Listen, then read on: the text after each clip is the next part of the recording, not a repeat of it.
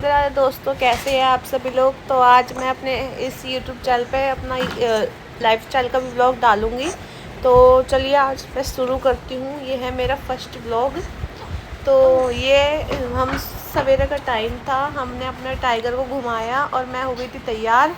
आज हम जाएंगे माता पूजने, क्योंकि हमारे यहाँ पर भी आषाढ़ महीने में माता पूजी जाती है। तो ये है हमारा एक घर का सदस्य टाइगर, और ये है नन्नू जिसे हम परी भी कहते हैं। तो ये देखो, मैंने सामान वगैरह सारा तैयार कर लिया था और मैं भी रेडी हो गई थी। तो यहाँ पर बच्चे वगैरह खेल रहे थे, अपनी मस्ती वगैरह कर रहे थे, और यहाँ पर मैं अपना सामान लेके नीचे उतर चुकी हूँ और आगे दिखाती हूँ। बने रहिएगा इस मेरे व्लॉग में।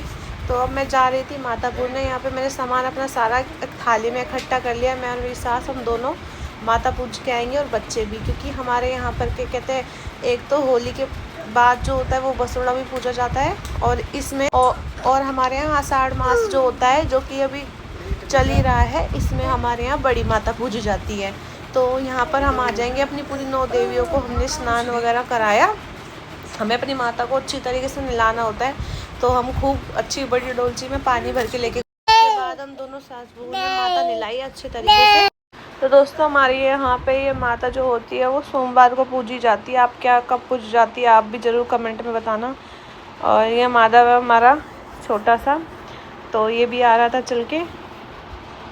और हम इस मतलब जो ये हम माता पूजते हैं, तो ये हम अपने बच्चों के साथ पूजते हैं, क्योंकि ये बच्चों के लिए ही हमें पूजा करनी होती है एक तरीके से। तो अब हम यहाँ पर आ करके हमने अपनी माता को पूरा अच्छे तरीके से नहलाया धुलाया।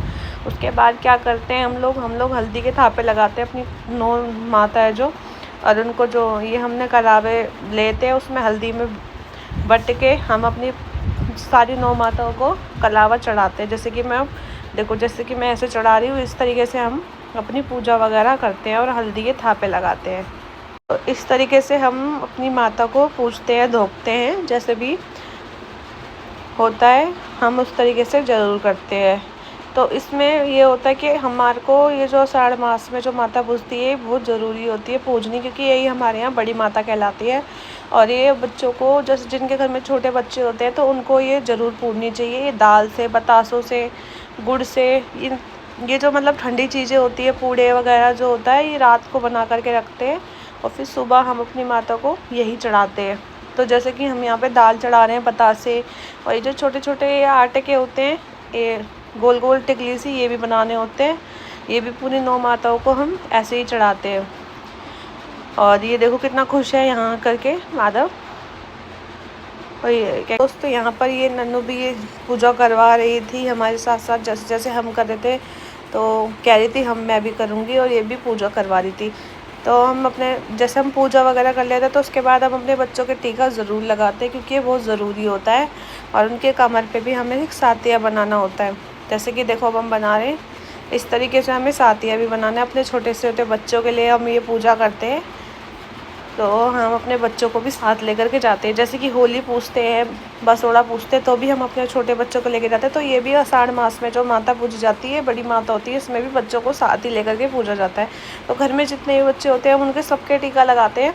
बिना टीके के हमारे यहाँ ये चीज़ शुभ नहीं मानी जाती। और उसके बाद हम क्या करते हैं, जैसा कि आप सब लोग जानते हैं, 9 माता पूरी एक मतलब 9 बहनें होती है, और इनकी पूजा करनी होती है आषाढ़ मास में। तो बस यही है हमारा छोटा सा ये वीडियो।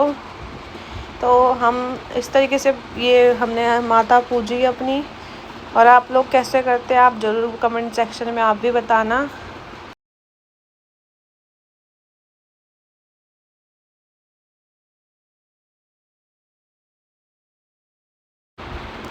तो उसके बाद हम माता पूजने के बाद आ गए थे घर पर। घर पर आने के बाद सबसे पहले कोले सिलाए जाते हैं हमारे यहाँ पे। उसके बाद सतिया बनाया जाता है, जैसे कि मैं यहाँ बना रही हूँ। बस यही थी वीडियो आज की। आपको पसंद आई हो तो लाइक ज़रूर करना। तो हमारे यहाँ इस तरीके से माता पूजी जाती है आषाढ़ मास में।